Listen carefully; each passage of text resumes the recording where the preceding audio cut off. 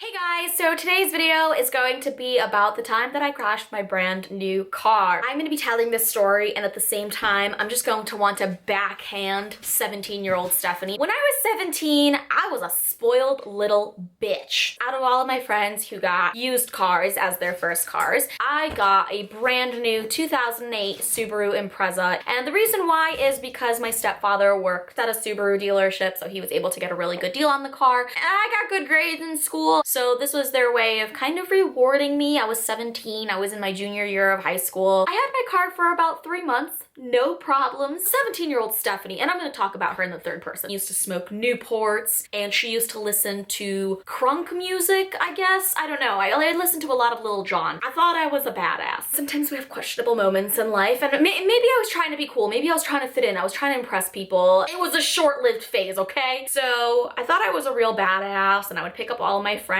Even though in like the first few months of having your license, you're really not supposed to drive other people around. Don't act like you didn't do it. Okay, maybe most of you didn't. Maybe most of you were good kids. Learn from my life mistakes. So on this particular weekend, I had my car for about 3 months, and it was Friday the 13th. My friends and I decided that we were gonna go and hang out with some other friends at some place. I don't know. We really didn't do much. We hung out in parking lots. We were lot lizards, and I know that lot lizards means like prostitutes that have sex with truck drivers. Fun fact if you didn't know that. But we hung out in parking lots, smoking our Newports, and everybody had like a cool car. Oh God, I was one of those people.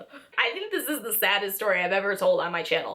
Okay, so on this particular Friday night, I was driving, obviously it was my car, and I had my two friends with me, both blonde, both Polish girls. So what happens when you've got two blonde Polacks and a Czech girl in the car? Obviously not good things. Just kidding, I love my Polish friends. So we're trying to find this party, and we were in some place where I had never been before, and it was a 2-lane road. The one lane that I was in was to go straight or take a left, and then the other lane was to go and take a right. I was about to go through the intersection, and at the very last minute, one of my friends in the back seat yells, "Oh, no, wait, you gotta take a right." And I'm halfway through the intersection, so when she says that, I jerk my wheel and try to go right without even looking if there's a car coming, and I pretty much ended up getting T-boned by a car. And it happened so fast, it was like, and all of a sudden, we're in the middle of this intersection, and I'm like freaking out. My first instinct was to look at my friend that was on the passenger side and ask her if she was okay. And I'm like, okay,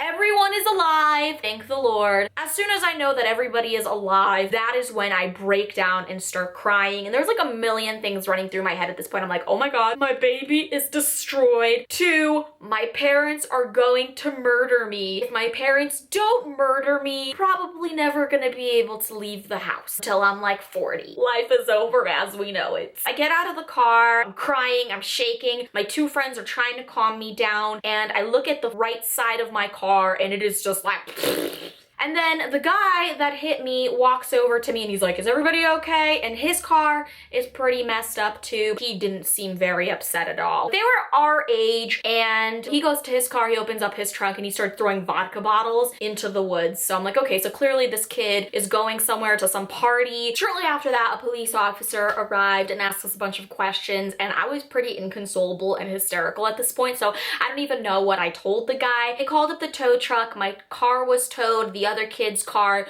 was still drivable, and the kid and his friend offered me and my two friends a ride home. The cop was going to issue me a ticket. I wasn't sure why, because I was a dumbass and I didn't understand what was happening. Then at the very last minute, he got a call, and because it was Friday the 13th, it had been a very busy night. A lot of crazy stuff was happening, and he told me that he just got a call of a suicide that just happened, so he had to leave immediately. So then he left, and we got into the car with the guy and his friend. My two girlfriends were kind of just like laughing at this point. They're like, "Oh, it's gonna be fine, it's okay, we're alive, these guys are really cute, like let's go out with them." We are not going anywhere. Do you not just see what happened in my car? And then the guy was like, "Well, before I take you guys home, I have to just drop something off at a party." And I was like, "What?" And then he was like, "Do you guys want to come to this party with us?" And then I was like, "Shut your mouths, bitches, we're going home." So he went to this party, he dropped off something, I don't know, maybe drugs, maybe he was a drug dealer, I don't know. And then he took me home, and as you guys might expect, my parents did not react very well to me smashing my brand new car, and my mom freaked out. I think she said that she would disown me. She called me a lot of names that night, and I just remember crying hysterically in my bed, and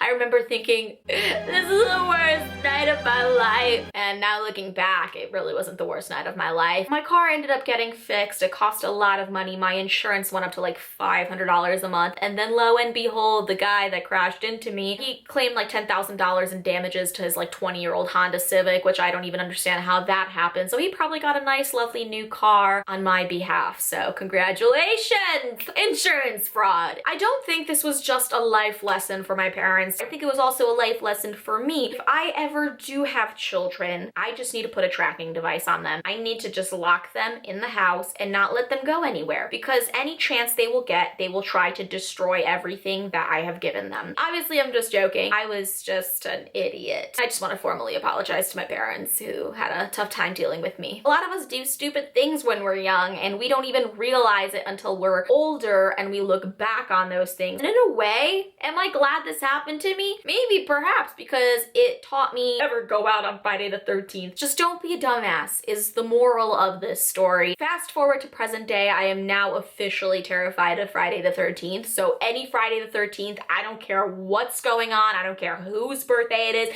I don't care who's getting married. I don't care where there's an open bar. I am not going anywhere because bad things happen on Friday the 13th. It is not just a superstition. So yeah, that's it for today's video. Click the thumbs up button if you like my story times. Also subscribe to my channel if you haven't already, and I'll see you guys in my next video.